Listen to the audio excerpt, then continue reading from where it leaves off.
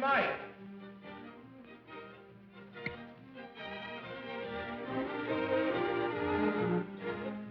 Thank you.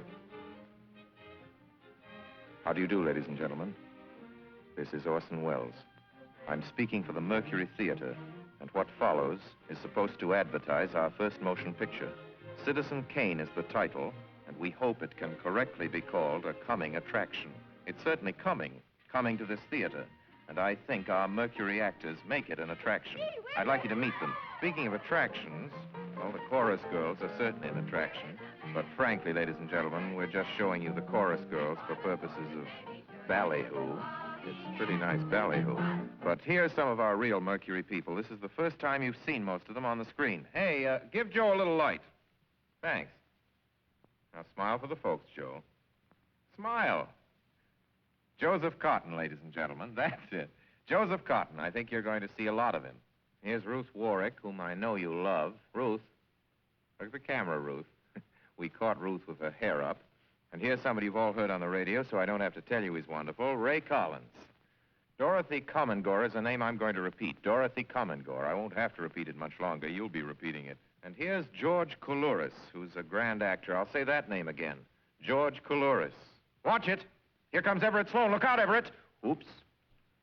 Everett Sloane, ladies and gentlemen, he isn't necessarily a comedian. And here's one of the best actors in the world, Agnes Moorehead.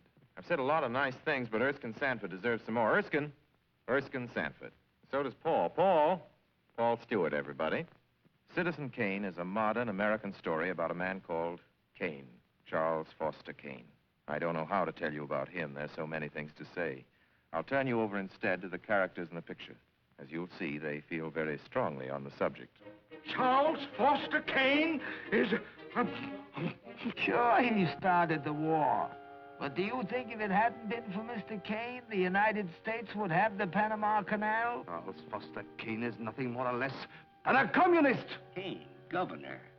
Listen, when the voters of this state and Mrs. Kane learn what I found out about Mr. Kane and a certain little blondie named Susan Alexander, he couldn't be elected dog catcher. I'm going to skin Mr. Charles Foster Kane alive. I'm going to marry him next week at the White House. Emily, I hear you've been stepping out with Charlie Kane. Of course I love him. I gave him $60 million. Well, of course I love him. He's the richest man in America. But all the girls say about him at first. But you know, I can't help but admire him. He's crazy. He's wonderful. Ladies and gentlemen, I don't know what you'll think about Mr. Kane. I can't imagine. You see, I play the part myself. Well, Kane is a hero and a scoundrel, a no-account and a swell guy, a great lover, a great American citizen, and a dirty dog. It depends on who's talking about him. What's the real truth about Charles Foster Kane? I wish you'd come to this theater when Citizen Kane plays here and decide for yourself.